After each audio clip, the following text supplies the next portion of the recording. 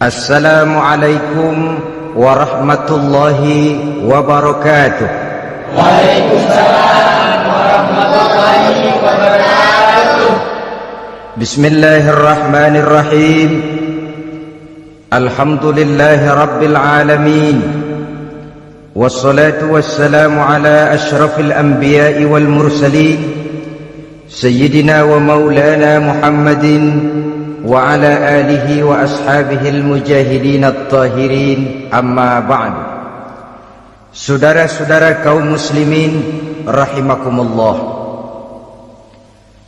pada pertemuan kali ini kita akan membicarakan riwayat Nabi Adam alaihi salam.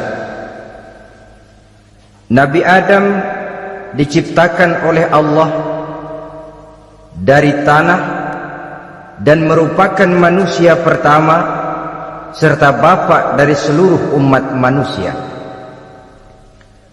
Pada saat Allah hendak menciptakan Nabi Adam, Allah berkata kepada malaikat, "Inni ja'ilun fil ardi khalifah." Aku akan menjadikan seorang khalifah di permukaan bumi. Malaikat dengan nada sedikit protes berkata, "Ataj'alu fiha may yufsidu fiha wa yasfiku ad-dima wa nahnu nusabbihu bihamdik wa nuqaddisu lak." Tuhan, apa perlunya engkau ciptakan seorang khalifah di permukaan bumi? Kelak kalau mereka berkembang biak, kerjanya hanya akan melakukan kerusakan, menumpahkan darah, saling bermusuhan satu sama lain. Sedangkan kami, kata malaikat, sudah cukup bertasbih memuji kebesaranmu. Allah kemudian menjawab, "Inni a'lamu ma la ta'lamun." Aku lebih tahu tentang apa yang kalian semua tidak mengetahuinya. Setelah diciptakan Nabi Adam daripada tanah, ditiupkan roh, maka Allah kemudian mengajarkan kepada Nabi Adam berbagai macam ilmu pengetahuan. Wa 'allama Adam al-asma'a kullaha. Kemudian Allah mengajarkan Nabi Adam nama-nama segala sesuatu. Nama merupakan simbol daripada ilmu pengetahuan. Nabi Adam akan dijadikan khalifah di permukaan bumi, maka dibekali oleh Allah Subhanahu wa taala al-asma'a kullaha, nama-nama segala sesuatu. Yang dimaksud di sini ialah al-ulumal katsirah, ilmu pengetahuan yang banyak. Malaikat pada mulanya protes. Kami kan sudah cukup bertasbih Tuhan, kami kan sudah cukup memujimu, untuk apa lagi membuat manusia sebagai khalifah di permukaan bumi? Seolah-olah malaikat tidak setuju. Allah yang maha tahu rahasia segala sesuatu memberikan vonis, aku lebih tahu tentang apa yang kalian semua tidak tahu. Oleh karena Nabi Adam dipersiapkan untuk menjadi seorang khalifah di permukaan bumi, maka dibekali oleh Allah dengan ilmu pengetahuan. Begitu Nabi Adam dan begitu kita. Karena bukan cuma Nabi Adam, kita pun oleh Allah dijadikan sebagai khalifah-khalifah di permukaan bumi ini, yang nilai kekhalifahan kita bergantung kepada kondisi kita masing-masing. Ada orang yang menjadi khalifah level internasional, menjadi pemimpin dunia Islam. Ada orang menjadi khalifah level nasional saja. Ada khalifah tingkat kota saja. Ada khalifah tingkat kecamatan. Ada khalifah tingkat RW, RT. Sekurang-kurangnya khalifah untuk tingkat rumah tangga masing-masing. Tanpa membekali diri dengan ilmu pengetahuan, jangan berharap kita akan bisa melaksanakan tugas sebagai khalifah di permukaan bumi ini. Apapun saja, Nabi mengajarkan, man aradad dunya fa'alaihi bil ilmi, wa man aradal akhirata fa'alaihi bil ilmi, wa man aradahuma fa'alaihi bil ilmi. siapa yang menginginkan dunia harus dengan ilmu, yang menginginkan akhirat juga harus dengan ilmu, yang menginginkan dunia akhirat juga harus dengan ilmunya. Tanpa dasar ilmu maka manusia tidak akan bisa menjalankan tugas kekhalifahan.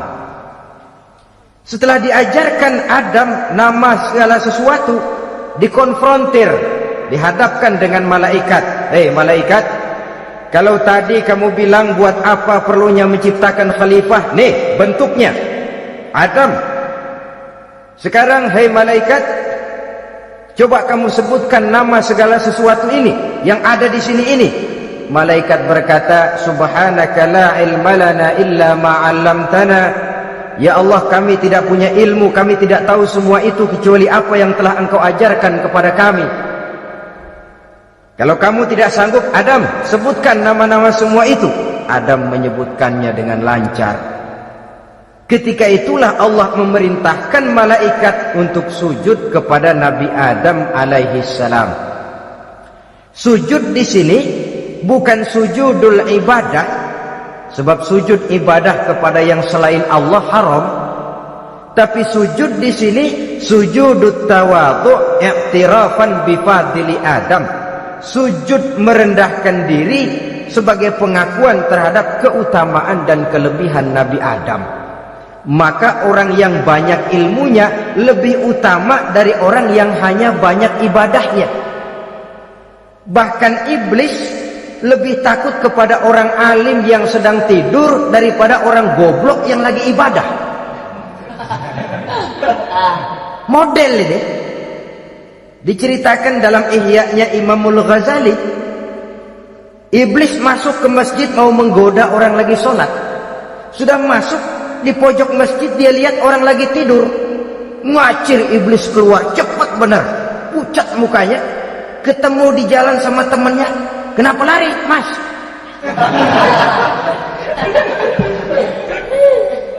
Kata temannya, saya mau goda orang sholat. Lalu tiba-tiba di pojok masjid saya lihat ada orang lagi tidur. Saya takut betul sama itu orang. Lari saya keluar. Loh, sama yang sembahyang sampean nggak takut, kok sama yang tidur takut bagaimana? Yang tidur itu orang alim. Yang lagi sembahyang itu orang goblok. Oh, godain orang goblok, saya colek juga dia lupa sembahyang. Tapi orang alim ini saya takut betul. Lah kalau diukur dengan malaikat waktu itu Nabi Adam ibadahnya lebih banyak malaikat, jelas. Sudah bertasbih, sudah bertahmid malaikat. Nabi Adam baru diciptakan. Tapi kenapa Allah perintah malaikat sujud kepada Adam? I'tirafan bi fadli Adam. Keutamaan Nabi Adam. Pantas untuk diserahi tugas sebagai khalifah mengatur kehidupan di muka bumi. Kalau malaikat yang jadi khalifah di dunia ini enggak rame dunia. Coba malaikat material harta enggak perlu, seksual enggak perlu. Dunia ini hambar. Justru dunia ini menjadi ramai setelah manusia diberikan fungsi sebagai malaikat, sebagai khalifah oleh Allah Subhanahu wa taala. Saudara-saudara kaum muslimin rahimakumullah, setelah nyata kelebihan Nabi Adam, maka Allah perintahkan Nabi Adam tinggal di surga dengan segala kenikmatan yang ada di dalamnya. Tapi lantaran sendirian, kesepian Nabi Adam. Allah Maha tahu, maka diciptakannya pasangannya, yaitu Siti Hawa dari tulang rusuk yang sebelah kiri. Sehingga Nabi pernah pesan begini, istausu bin nisa fa innahunna khuliqna min dhil'in. Hati-hati kamu ngadepi perempuan. Yang tolong dengar nih yang laki-laki, yang perempuan belaga budak aja dulu lah. Hati-hati kamu ngadepi perempuan. Fa innahunna khuliqna min dhil'in, karena perempuan diciptakan dari tulang rusuk sebelah kiri. Apa watak tulang rusuk? Tulang rusuk itu kan bengkok. Perempuan tuh begitu, didiemin aja bengkok terus, dikerasin patah.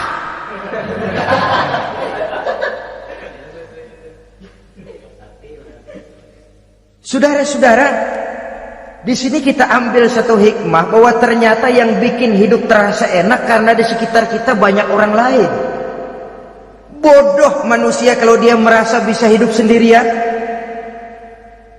Tinggal di tengah kampung tapi gayanya gaya orang tidak mau kenal dan tidak mau tahu sama tetangga. Jangankan di dunia, di sorga saja Nabi Adam karena sendiri, kesepian. Apa saudara mau tinggal di Jakarta? Apa saja di Jakarta, sudahlah milik saudara. Hotel Indonesia dikasih saudara, Hotel Borobudur punya saudara, Monas buntel bawa pulang. Semanggi ambil, tapi di Jakarta saudara tinggal sendirian. Kira-kira enak nggak? Ternyata yang bikin hidup terasa nikmat karena di sekitar kita banyak orang lain. Begitulah Allah ciptakan Siti Hawa. Setelah diciptakan Siti Hawa, natur manusiawi, Nabi Adam mau main pegang aja. Kata Allah, hai Adam, jangan kau sentuh sebelum kau bayar maharnya. Maharnya apa ya Allah? Maharnya an tusalli ala Muhammadin sallallahu alaihi wasallam. Maharnya kau bersolawat kepada Nabi Muhammad. Manusianya belum lagi diciptakan tapi namanya sudah ada, nurnya sudah ada, bahkan dijadikan mas kawin antara Adam dengan Hawa. Karena itu dalam Islam sebenarnya urusan kawin itu bukan yang sulit, maka jangan dipersulit, tapi juga jangan digampang-gampangin.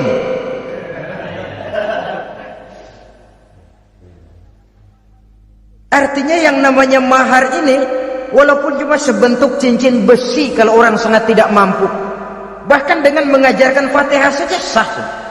Saya terima nikahnya Fulanah binti Fulan, dengan mas kawinnya saya ajarkan dia surah Fatihah. Kalau memang kere betul, tidak punya apapun, sah sudah.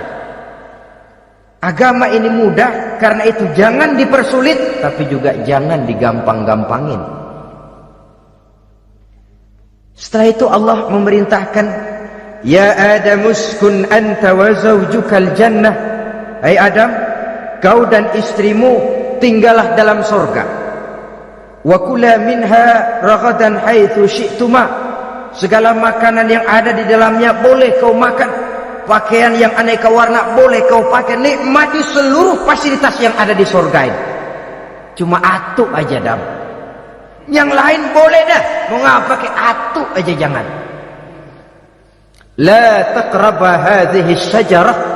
Jangan kamu dekati pohon khuldi itu. Dekat saja jangan. Apalagi sampai metik. Jangan Adam. Saudara, ma'asyiral muslimin, itulah watak manusia. Kalau ada 10 persoalan, yang 9 boleh, yang 1 tidak boleh, yang tidak boleh yang bikin dia penasaran. Gua pengen tahu ngapa kagak boleh sih. Timbul penasaran. Apalagi iblis selalu berusaha, sebab pada waktu malaikat disuruh sujud, semuanya sujud kepada Adam. Iblis tidak mau sujud. Tuhan tegur, iblis, kenapa kamu tidak mau sujud? Mana mungkin Tuhan, saya akan dibikin dari api, kata iblis. Adam dari tanah, unsur api lebih mulia dari unsur tanah. Masa saya harus tunduk kepada Nabi Adam? Gengsi dong. Adam kan anak kemarin sore baru dibikin, masa saya harus tunduk kepada orang yang macam itu? Ini kan perintah aku iblis. Kalau kau tidak mau tunduk, keluar dari surga ini. Terusir iblis dari surga karena kesombongannya tidak mau sujud kepada Adam. Nah, logika, kalau udah di surga aja sombong diusir, apalagi yang masih tinggal di pinggir kali sombong.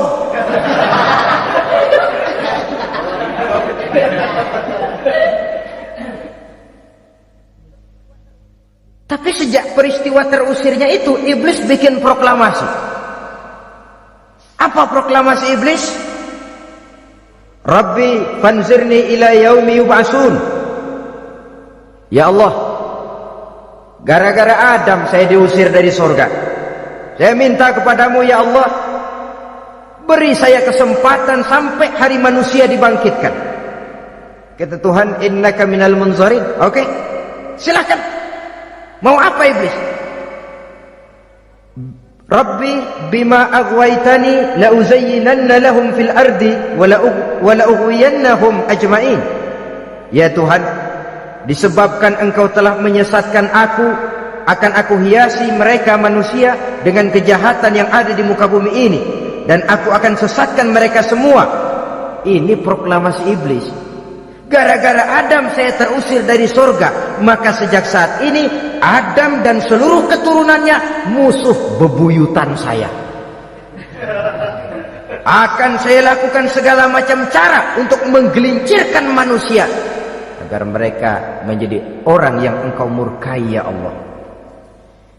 Kemudian Allah memberikan jawaban. Dialog ini saudara bisa lihat dalam surah Al-Hijr ayat 40, 41 sampai 44. Kata Allah apa? Inna ibadi laisa laka alaihim sultanun illa man ittaba'aka minal ghawin.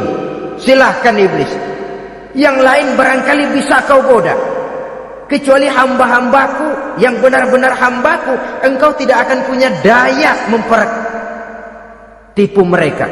Engkau tidak akan punya kemampuan menggelincirkan mereka, kecuali kalau memang mereka sudah mau ikut pengaruhmu.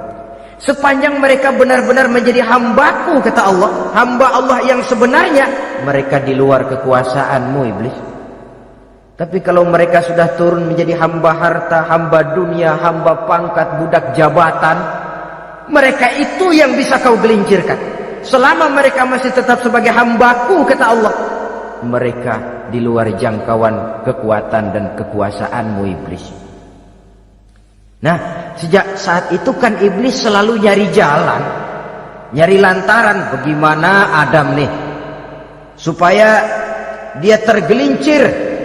Gara-gara dia saya diusir dari surga. Nguping terus iblis. Sampai akhirnya dia dapat berita tentang dilarangnya Nabi Adam mendekati pohon khuldi itu. Satu hari dengan muka sedih, ya iblis itu the best actor, aktor ulung dia. Dengan roman muka sedih, dia datang kepada Nabi Adam dan Siti Hawa. Kata Nabi Adam, iblis, ente kok tampangnya demek amat sih?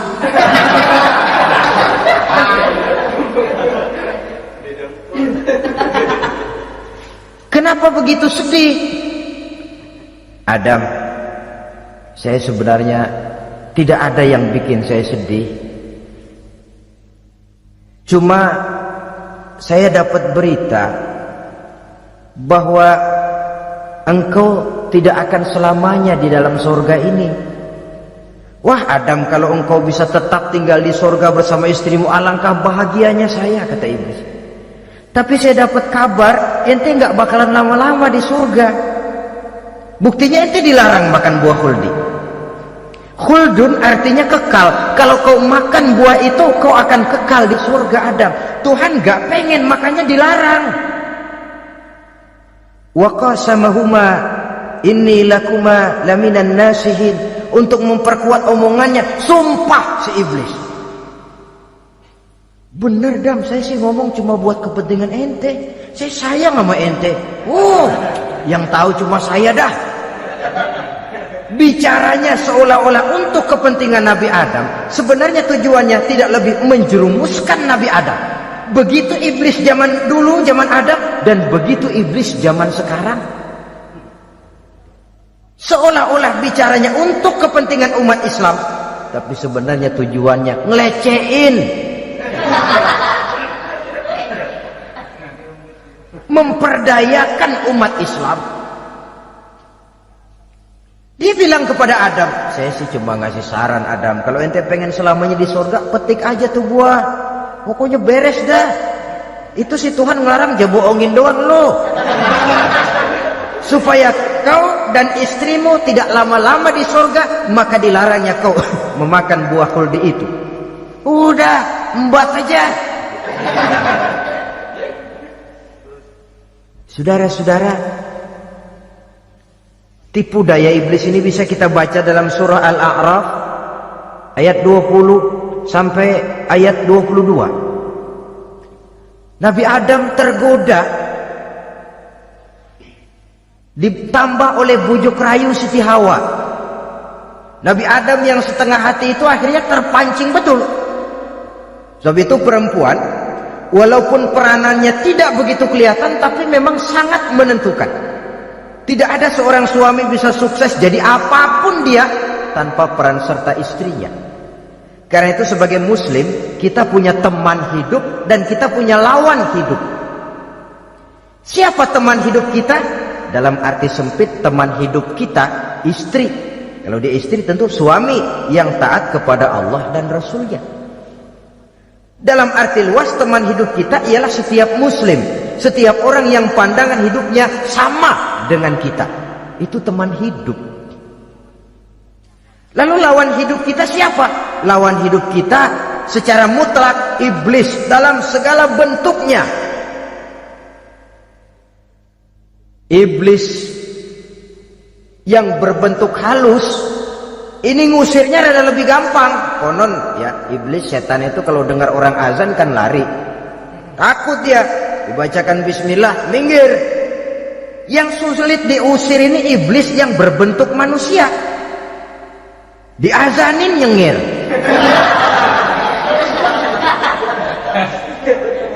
Gawat ini. Saudara-saudara, ini musuh dalam artian mutlak. Sedangkan musuh dalam artian ideologis, setiap orang yang pandangan hidupnya tidak sama dengan kita. Bahasa langsungnya, setiap orang di luar Islam secara ideologis, ya. Adapun secara manusiawi, kita tetap toleransi, saling menghormati, setuju dalam perbedaan pendapat, kembali kepada prinsip lakum dinukum. Kewajiban saling menghormati sesama manusia, tapi secara ideologis tidak ada kompromi. Begitulah Nabi Adam tergoda. Dan begitulah iblis selalu menggoda keturunan-keturunan Nabi Adam sampai kepada kita sekarang ini. Tiap kali kita hendak melakukan berbagai kebaikan, iblis ini mulai bisik kasak kusuk kesek. Saudara tadi dari rumah mau berangkat niat dengerin ceramah macam ini, apa dikira iblis enggak? Wah, gatal iblis. Kata iblis, alah jangan bertingkah lah dengerin ceramah. Ceramah mah urusan 70 ke atas. Ente masih muda. Berjuang kita, jihad, bismillah. Tidak, saya mau dengar ceramah. Berangkat kita ke tempat ini. Sampai di sini apa dikira iblis diam? Enggak, dia bisikin lagi. Iya, lo hadir ke sono dah. Cuma nyampe sono lo ngomong aja ngomong dah. Ustadz mah jangan didengerin, ngomong aja udah. Perang lagi jihad, saya nggak mau ngomong, mau dengerin betul-betul. Kata iblis, iya lo dengerin dah, jangan ngomong, cuman pules.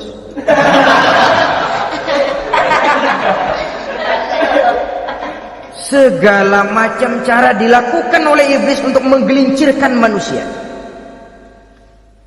Ketika Nabi Adam mengambil buah khuldi itu, datanglah murka Allah.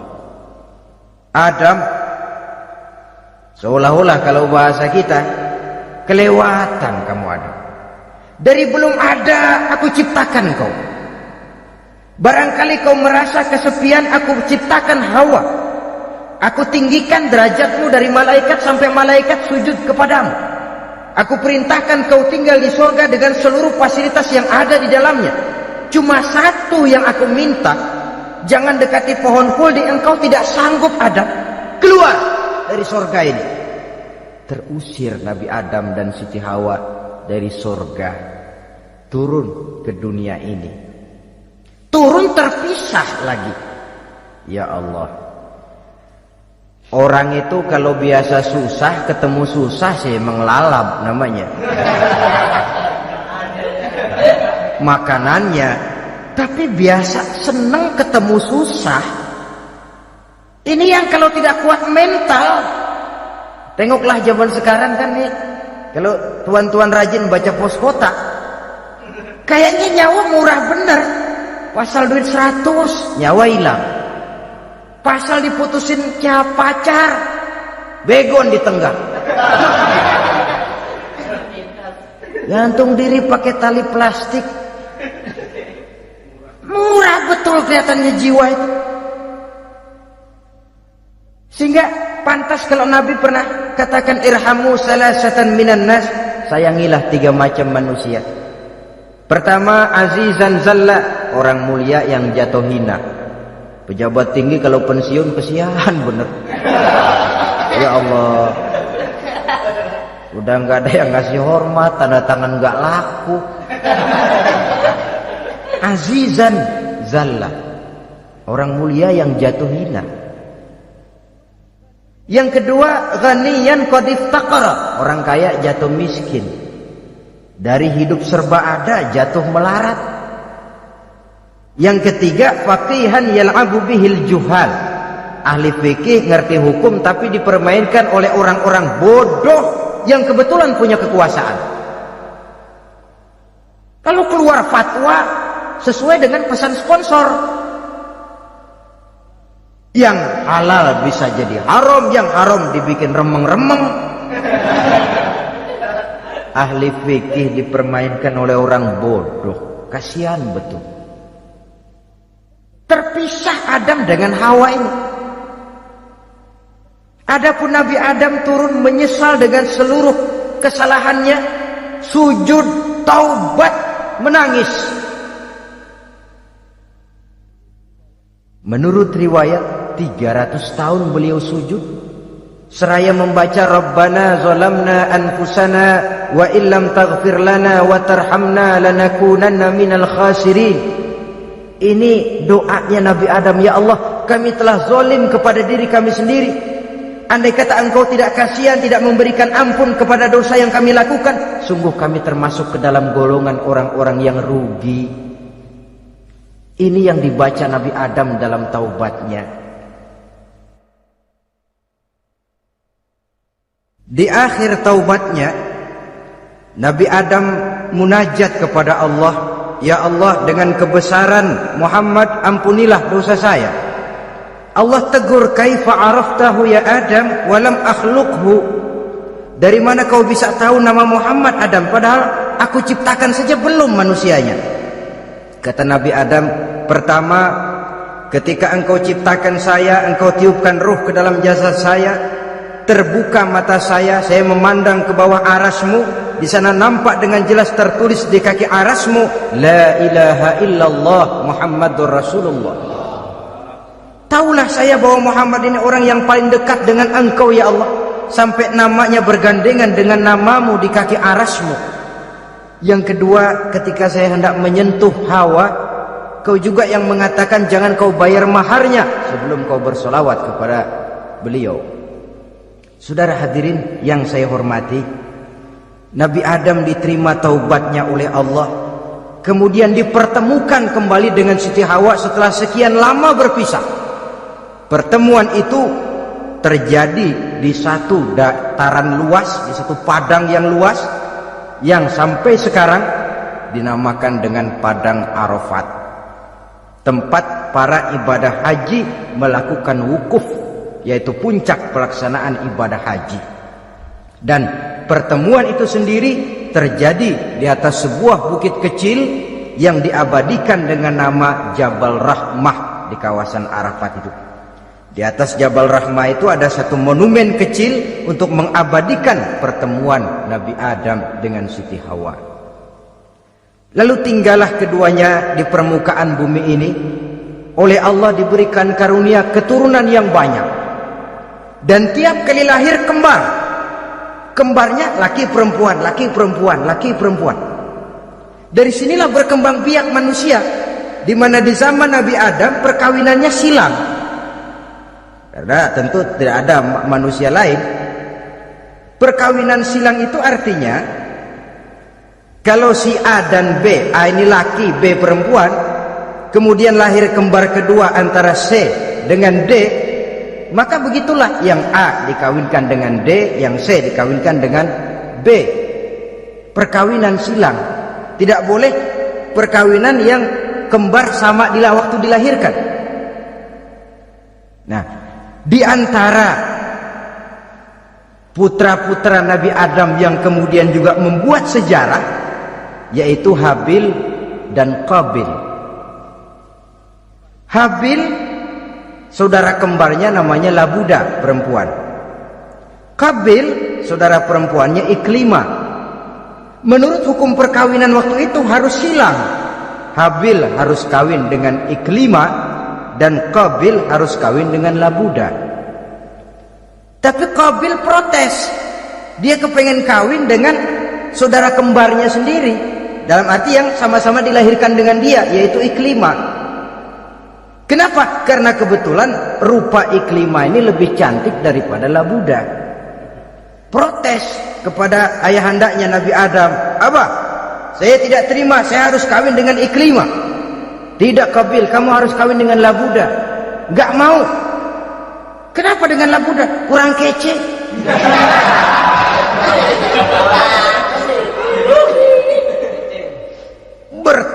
Bertengkar, Nabi Adam tidak berhasil menyelesaikan, lalu diserahkan saja kepada Allah.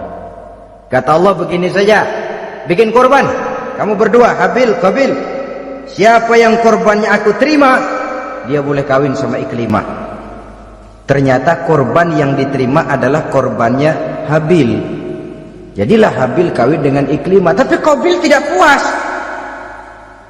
Dendam kesumatnya timbul, iblis ngilikin. Kresek. Akhirnya dibunuh saudaranya Habil ini. Inilah sejarah pembunuhan pertama dalam kehidupan manusia. Qabil membunuh Habil. Habis dibunuh bingung, bagaimana naroknya ini mayat. Allah lalu memberikan petunjuk. Dalam Al-Maidah ayat 31 itu dijelaskan, ada burung gagak berantem sama burung, yang satu mati. Nah, oleh yang masih hidup, tanah ini dicakar-cakar sama kakinya dan sama paruhnya, sehingga berbentuk lubang. Bangkai saudaranya itu dimasukin ke lubang itu, lalu diuruk lagi pakai tanah oleh cakar kakinya dan paruhnya itu, sehingga Qabil, cara ini bisa. Itulah sejarah penguburan pertama dalam perkembangan manusia. Oleh karena itu, Nabi memberikan penjelasan, "Man sanna sunnatan hasanatan falahu ajruha wa ajru man amila biha wa fi riwayatin wa ajru man tabi'aha." Siapa orang yang melakukan satu kebajikan, dia akan mendapat pahala dan pahala dari orang-orang yang mengikuti kebaikannya. Misalnya saudara membentuk pengajian, ramai pengajian saudara, 1000 orang yang datang ngaji, 1000 orang saudara dapat pahala. Sponsor kebaikan. Sebaliknya, wa man sanna sunnatan sayyi'atan falahu ismuha wa ismu man amila biha, ay wa ismu man tabi'aha. Siapa yang memulai suatu kejahatan, dia akan mendapat dosa dan dosa dari orang-orang yang melakukan atau mengikuti kejahatannya. Umpamanya saudara mengadakan pesta, lalu dalam pesta itu terjadi segala macam maksiat, maka seluruh maksiat yang terjadi malam itu di tempat itu, saudara ikut dapat dosanya. Kenapa? Sponsor. Tiap kali ada pembunuhan, Qabil dapat andil dosa. Kenapa? Sponsor. Tapi kalau 2 orang muslim, ini masalahnya Habil nggak ngelawan kan, dibunuh. Tapi kalau 2 orang muslim berkelahi, kata Nabi apa? Apabila 2 orang muslim saling berbunuh-bunuhan, maka al-qatil wal maqtul finnar, baik yang membunuh ataupun yang dibunuh dua-duanya neraka. Sahabat heran, ya Rasul, kalau yang ngebunuh masuk neraka pantas, tapi ini yang dibunuh kenapa neraka juga? Soalnya sama-sama niat, cuman keduluan aja. Itu kan masalahnya. Andai kata dia nggak terbunuh, dia yang akan membunuh. Niat itu sudah ada. Nah, kalau Habil ini dia tidak punya niat membunuh, dia memang dibunuh oleh Qabil. Saudara-saudara kaum muslimin rahimakumullah. Lalu dari situlah berkembang biak keturunan Nabi Adam alaihi salam. Sehingga dengan demikian bisa kita katakan sebagai satu konklusi, pertama, bahwa manusia adalah makhluk Allah yang menempati kedudukan tertinggi dan berasal dari Nabi Adam sebagai manusia pertama. Dengan malaikat sekalipun, manusia sebenarnya lebih tinggi. Kapan? Kalau dia tetap benar-benar sebagai hamba Allah yang membekali diri dengan ilmu pengetahuan. Laqad khalaqnal insana fi ahsani taqwim. Kami ciptakan manusia dalam bentuk yang paling baik, dan ketinggian manusia itu tidak ditentukan oleh bahan-bahan dari mana manusia diciptakan, tapi ditentukan oleh adanya roh yang ditiupkan ke dalam jasadnya dan kemampuan yang ditimbulkan oleh nilai-nilai rohaniah tadi.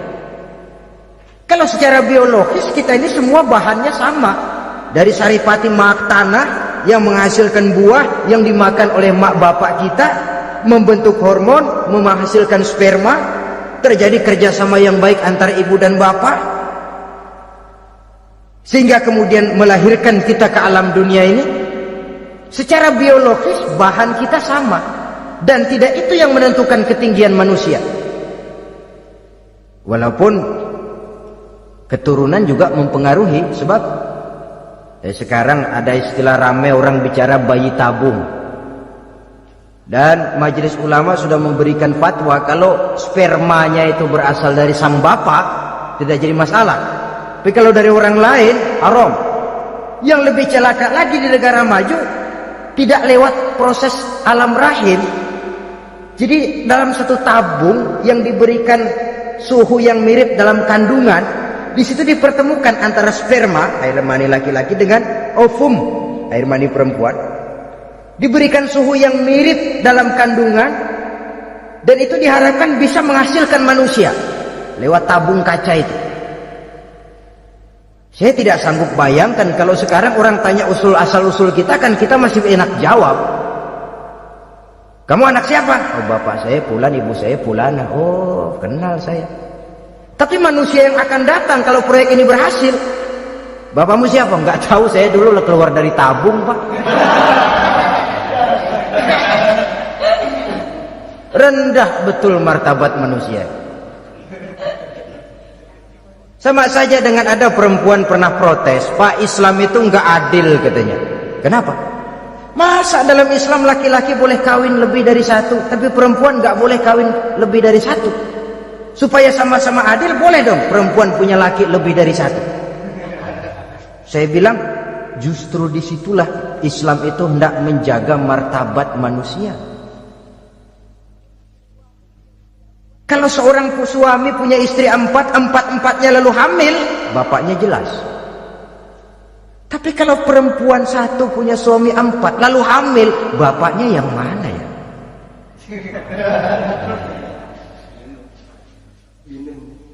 Rendah martabat manusia.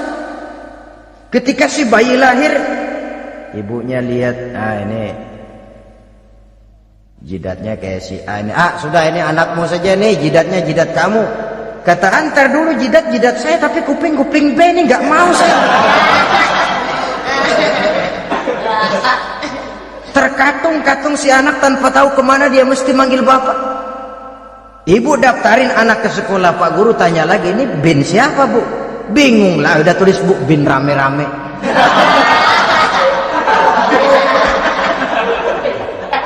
Kan rusak martabat manusia kalau sudah begitu. Justru Islam ini menjaga ketinggian martabat manusia. Jadi manusia itu fi ahsani takwim. Kapan? Kalau dia bisa menjaga kehambaannya di hadapan Allah dengan melaksanakan fungsi sebagai khalifah di permukaan bumi. Tapi bila dia sudah tidak lagi menjadi hamba Allah, tidak lagi berfungsi sebagai khalifah, dia sudah masuk summa radadnahu asfala safilin. Kami kembalikan ke tempat yang paling rendah, lebih rendah dari binatang sekalipun. Kalau dia tetap menjaga posisinya lebih tinggi dari malaikat, malaikat saja sujud kepada Nabi Adam, apalagi kepada makhluk-makhluk yang lain manusia ini. Tapi kalau dia tidak pandai, lebih rendah daripada binatang. Inilah uniknya makhluk bernama manusia. Dengan posisinya dia bisa menjadi lebih tinggi dari malaikat, tapi juga dia bisa meluncur lebih rendah daripada binatang. Untuk menjaga itulah diperlukan agama dalam kehidupan kita sekarang ini. Bukan cuma sebagai lipstick, tapi sebagai pedoman, sebagai way of life yang akan mewarnai cara kita berpikir, state of mind, rule of thinking, cara kita memandang kehidupan ini diwarnai oleh nilai-nilai agama. Dengan demikian, maka manusia bukan keturunan kera. So, ada satu teori namanya teori evolusi yang disampaikan buat pertama kali oleh Charles Darwin. Dia mengemukakan teori bahwa perkembangan kehidupan sesungguhnya di dunia ini menunjukkan mata rantai yang utama melalui apa yang dia namakan seleksi alamiah. Mula-mula dari ikan melalui seleksi ke amfibi, dari amfibi ke reptil, dari reptil ke mamalia, dari mamalia ke mamalia kecil, dari mamalia kecil ke primat, dari primat ke monyet, dari monyet menjadi Homo erectus. Ini teori Darwin. Tapi dia tidak jelas-jelas mengatakan bahwa manusia keturunan monyet, hanya seketurunan. Seketurunan kan tidak berarti keturunan. Begini saja, Toyota Kijang sama Toyota Corolla itu seketurunan. Tapi Corolla dengan Kijang kan lain. Cuma seketurunan, dalam arti sumbernya sama. Makhluk yang tidak tahan seleksi alam oleh udara yang sangat dingin, perkembangan cuaca yang sangat panas, gempa bumi dan sebagainya, seleksi alam dia namakan, hilang, musnah dari peredaran. Seperti ada binatang raksasa itu dinosaurus, sekarang kan cuma tinggal dongeng saja, tinggal nama atau kerangka. Itu oleh seleksi alam dia nggak lulus, hilang. Yang bertahan yang lulus seleksi alam. Manusia walaupun kecil yang lulus seleksi alam ini, biar dihantam gempa bumi, angin topan, tetap aja ngejedok. Nah, teori Darwin ini, teori evolusi ini didukung dan dibuktikan oleh peninggalan fosil atau binatang dan tumbuhan yang hidup dan mati selama perkembangannya, dari bentuk organik pertama hingga pendahulu terdekat daripada manusia. Tapi ada satu kelemahan dari pokok daripada teori evolusi ini. Pertama, garis perkembangan dari Homo erectus, yakni manusia jalan tegak, semacam gorilawi itu, sampai kepada manusia mutaakhir masih belum menentu.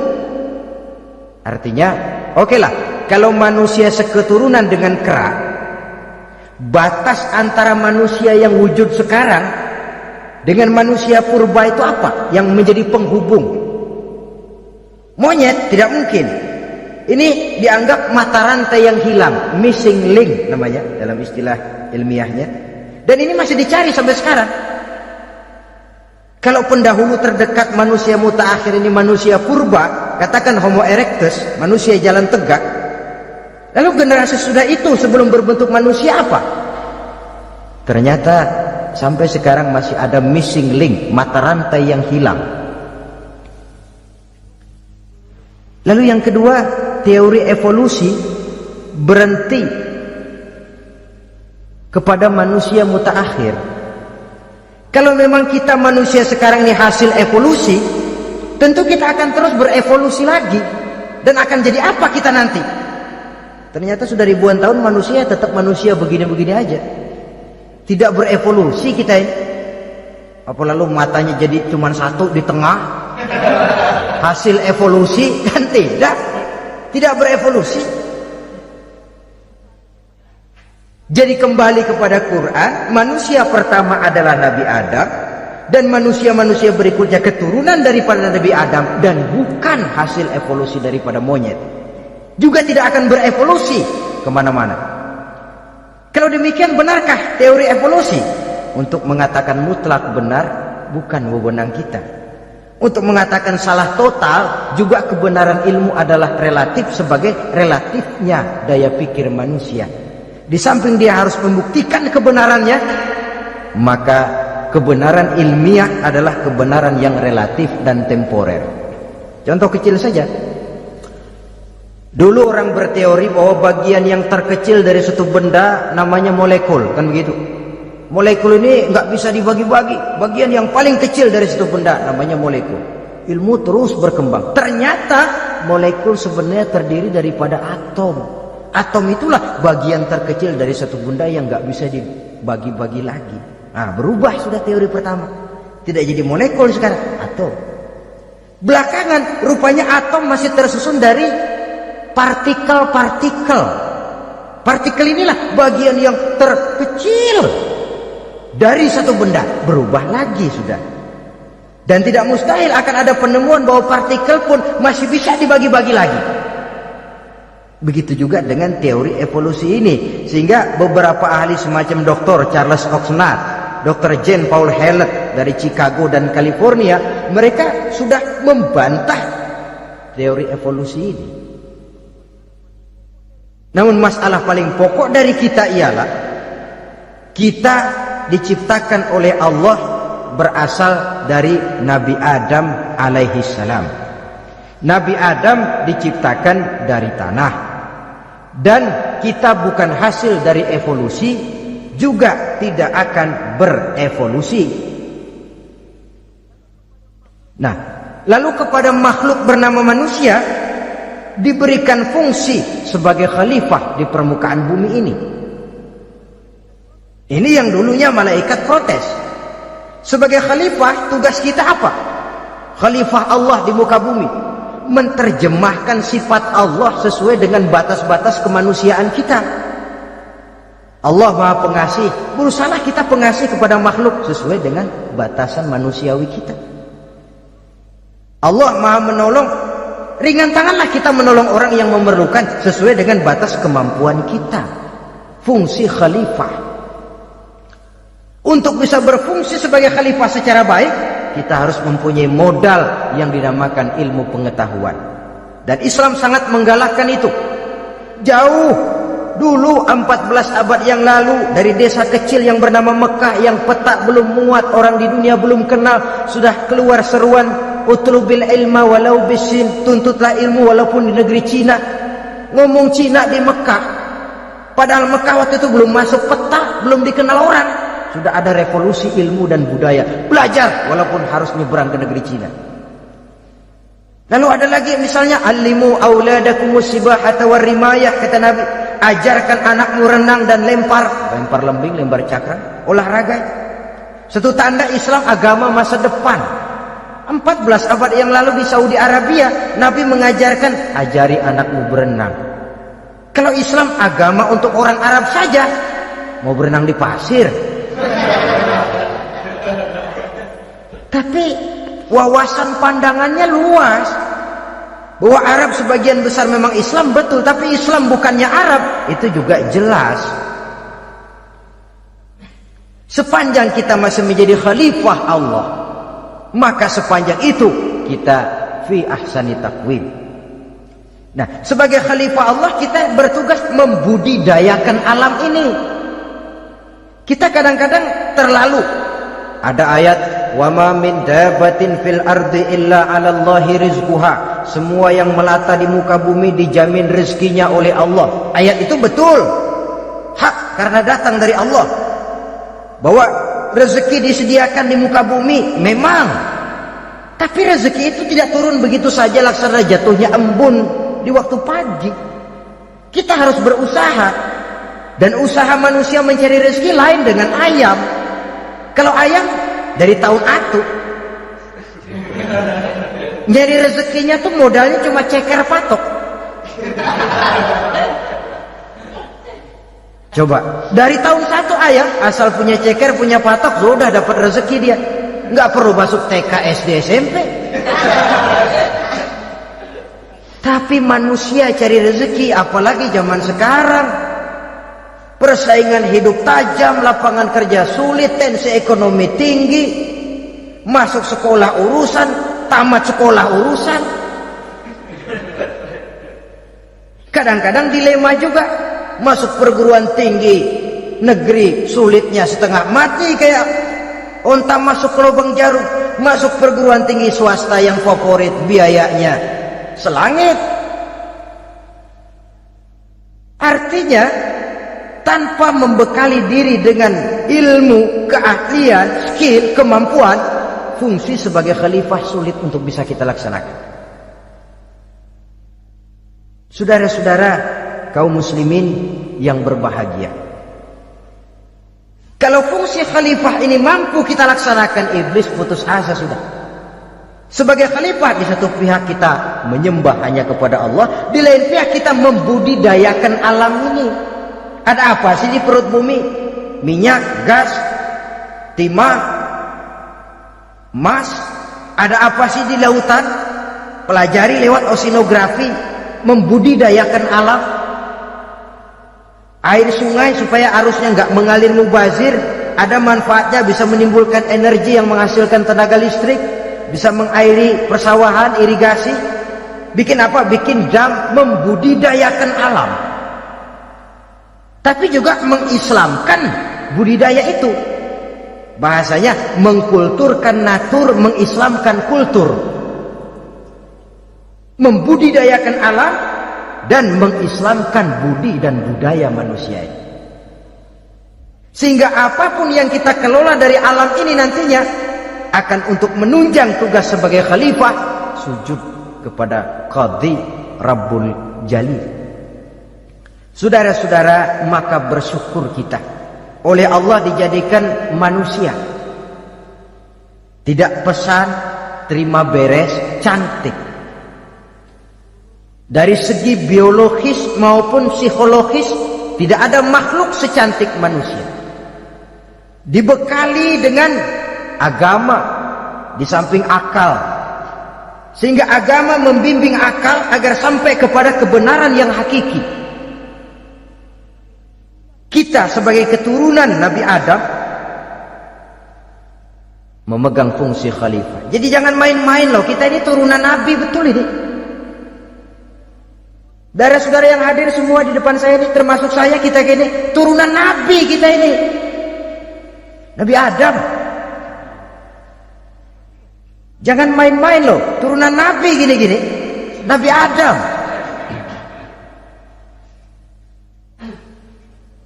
Sayang kalau posisi yang tinggi kita tidak melaksanakan fungsi yang tinggi, sayang betul. Sebab itu manusia harus adil kepada dirinya, dalam arti menjaga diri dari sesuatu yang bisa menghancurkan ketinggiannya dalam pandangan Allah. Jadi kalau kita sudah lemparkan diri ke meja judi, hanyutkan diri ke tempat mabuk, hancurkan diri di tempat maksiat, itu sudah tidak adil kepada diri sendiri. Tidak bisa menjaga ketinggian yang diberikan Allah kepada kita. Dikasih baju bersih, dicemplungin di comberan, diinjek-injek lagi. Kita ini diciptakan fi ahsani taqwim. Masa mau turun berbuat seperti binatang, itu makhluk rendah? Masa mau mengikuti tipu dayanya iblis, yang dia sudah proklamasikan bahwa itu musuh bebuyutan kita? Innahu lakum aduwwum mubin, setan musuhmu yang jelas dalam segala bentuknya. Saudara-saudara, nah, untuk berfungsi sebagai khalifah ini sekali lagi bekali diri dengan ilmu pengetahuan. Dan ilmu itu di zaman kita sekarang tentu kalau Nabi Adam diajari langsung oleh Allah, wa 'allama Adam al-asma'a kullaha. Lah kalau kita mau nunggu Tuhan ngajarin, geblek terus. Ya tidak mustahil Allah memberikan ilmu yang disebut ilmu laduni ya. Transfer. Langsung Allah memberikan kepada seorang hamba, membukakan pintu hatinya. Tapi bukan potongan kayak kita yang dapat ilmu laduni macam begitu. Satu contoh, menurut ceritanya Hadratus Syekh Kiai Hasyim Asy'ari itu kan ngaji beliau kepada Kiai Khalil Bangkalan, Madura. Kiai Khalil ini wali. 2 tahun berguru di sana, nggak diajarin apa-apa. Cuma kalau pagi nyari rumput. Tiap hari 2 tahun akhirnya Hadratus Syekh bilang, Kiai, saya kapan diajarin? Sudah Hasyim, kau pulang saja, insya Allah kau alim. Itu aja pulang jadi orang alim. Ya di samping terus beliau belajar ke Mekah. Kita harus melalui proses belajar ini untuk menunjang tugas kekhalifahan kita sebagai hamba Allah dan sebagai khalifah Allah di permukaan bumi. Sehingga 2 tugas ini bisa kita laksanakan dengan sebaik-baiknya, menjaga martabat manusia sebagai makhluk yang mulia dan keturunan dari Nabi Adam alaihissalam. Saudara-saudara, ini sajalah pembicaraan kita kali ini. Terima kasih banyak atas segala perhatian. Mohon maaf atas segala kekurangan. Usikum wa nafsi bitaqwallah. Aqulu qauli hadza. Wassalamu alaikum warahmatullahi wabarakatuh.